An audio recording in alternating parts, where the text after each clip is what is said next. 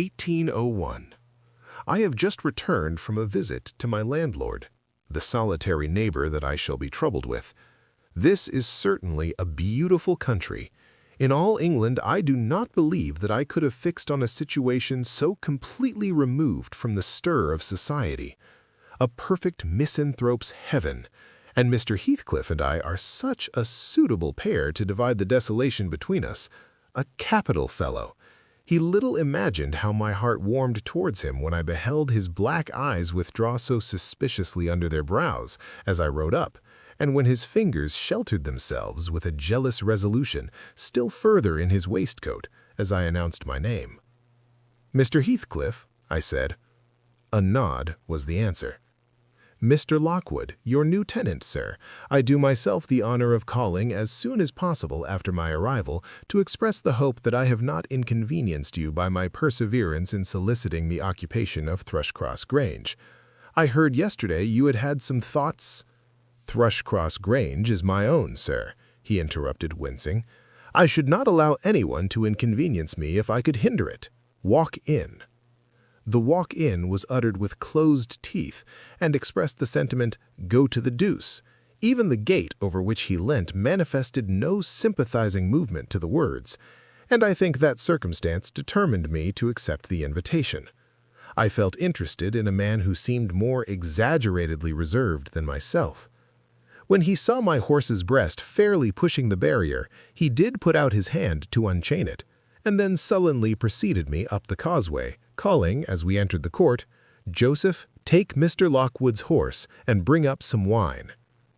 "Here we have the whole establishment of domestics, I suppose," was the reflection suggested by this compound order. No wonder the grass grows up between the flags and cattle are the only hedge-cutters. Joseph was an elderly, nay, an old man, very old, perhaps, though hale and sinewy. "The Lord help us," he soliloquized in an undertone of peevish displeasure while relieving me of my horse, looking meantime in my face so sourly that I charitably conjectured he must have need of divine aid to digest his dinner, and his pious ejaculation had no reference to my unexpected advent. Wuthering Heights is the name of Mr. Heathcliff's dwelling, Wuthering being a significant provincial adjective descriptive of the atmospheric tumult to which its station is exposed in stormy weather. Pure, bracing ventilation they must have up there at all times indeed. One may guess the power of the north wind blowing over the edge by the excessive slant of a few stunted firs at the end of the house, and by a range of gaunt thorns all stretching their limbs one way, as if craving alms of the sun. Happily, the architect had foresight to build it strong. The narrow windows are deeply set in the wall, and the corners defended with large jutting stones. Before passing the threshold, I paused to admire a quantity of grotesque carving lavished over the front, and especially about the principal door, above which, among a wilderness of crumbling griffins and shameless little boys, I detected the date 1500 and the name Hareton Earnshaw. I would have made a few comments and requested a short history of the place from the surly owner, but his attitude at the door appeared to demand my speedy entrance or complete departure, and I had no desire to aggravate his impatience previous to inspecting the penetralium. One step brought us into the family sitting-room, without any introductory lobby or passage. They call it here the house preeminently. It includes kitchen and parlor generally, but I believe at Wuthering Heights the kitchen is forced to retreat altogether into another quarter. At least I distinguished a chatter of tongues and a clatter of culinary utensils deep within, and I observed no signs of roasting, boiling, or baking about the huge fireplace, nor any glitter of copper saucepans and tin cullenders on the walls. One end, indeed, reflected splendidly both light and heat from ranks of immense pewter dishes, interspersed with silver jugs and tankards, towering row after row on a vast oak dresser to the very roof.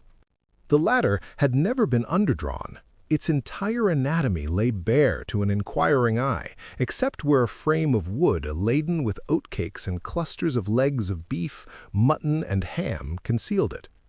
Above the chimney were sundry villainous old guns and a couple of horse pistols, and, by way of ornament, 3 gaudily painted canisters disposed along its ledge. The floor was of smooth white stone, the chairs, high-backed, primitive structures painted green, 1 or 2 heavy black ones lurking in the shade. In an arch under the dresser reposed a huge liver-colored bitch pointer surrounded by a swarm of squealing puppies, and other dogs haunted other recesses. The apartment and furniture would have been nothing extraordinary as belonging to a homely northern farmer with a stubborn countenance and stalwart limbs set out to advantage in knee breeches and gaiters. Such an individual seated in his armchair, his mug of ale frothing on the round table before him, is to be seen in any circuit of 5 or 6 miles among these hills, if you go at the right time after dinner. But Mr. Heathcliff forms a singular contrast to his abode and style of living.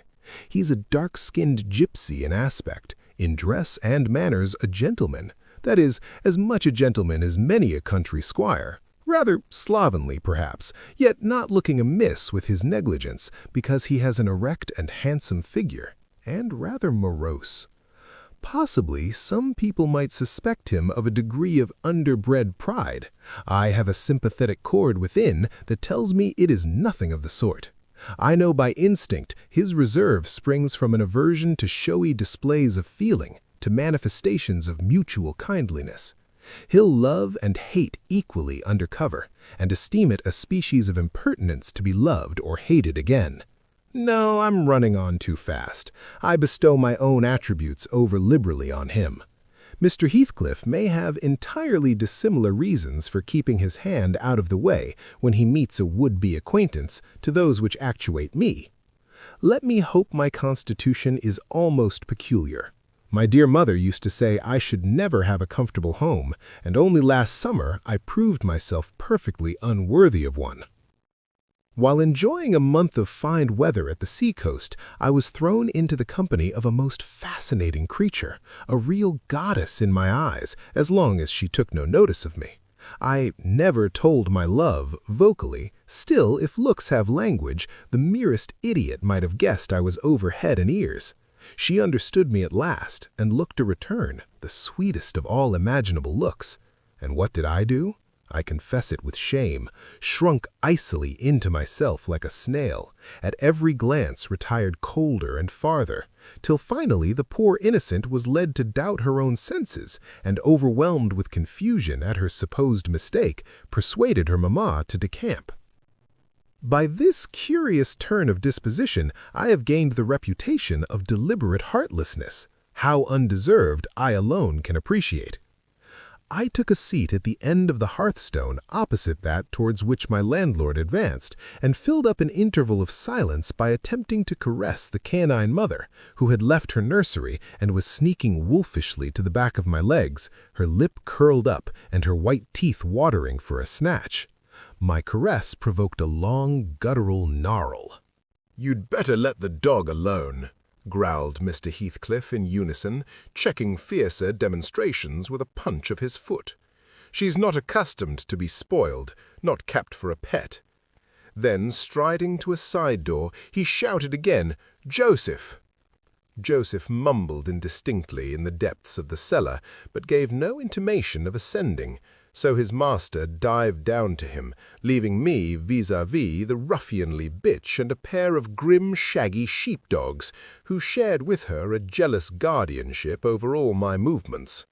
Not anxious to come in contact with their fangs, I sat still, but imagining they would scarcely understand tacit insults, I unfortunately indulged in winking and making faces at the trio, and some turn of my physiognomy so irritated Madame that she suddenly broke into a fury and leapt on my knees. I flung her back and hastened to interpose the table between us. This proceeding aroused the whole hive. 6 four-footed fiends of various sizes and ages issued from hidden dens to the common centre. I felt my heels and coat-laps peculiar subjects of assault, and parrying off the larger combatants as effectually as I could with the poker, I was constrained to demand aloud assistance from some of the household in re-establishing peace. Mr. Heathcliff and his man climbed the cellar steps with vexatious phlegm. I don't think they moved 1 second faster than usual, though the hearth was an absolute tempest of worrying and yelping. Happily, an inhabitant of the kitchen made more dispatch.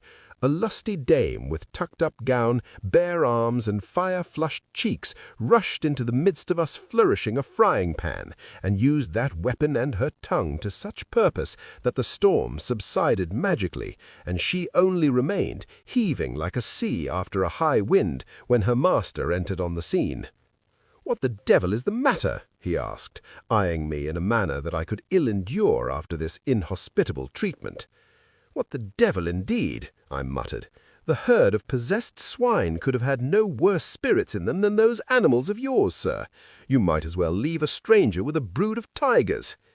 "They won't meddle with persons who touch nothing," he remarked, putting the bottle before me and restoring the displaced table. "The dogs do right to be vigilant.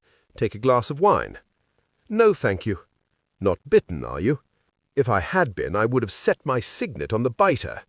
Heathcliff's countenance relaxed into a grin. "Come, come, you are flurried, Mr. Lockwood.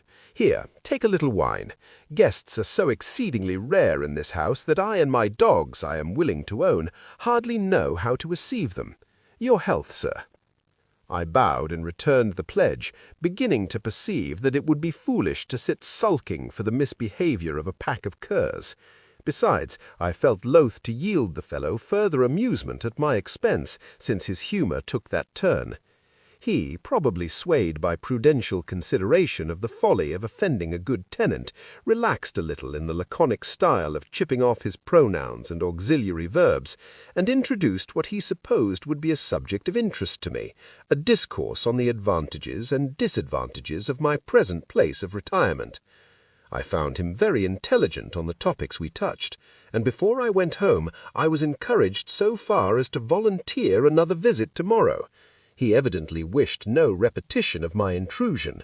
I shall go notwithstanding. It is astonishing how sociable I feel myself compared with him.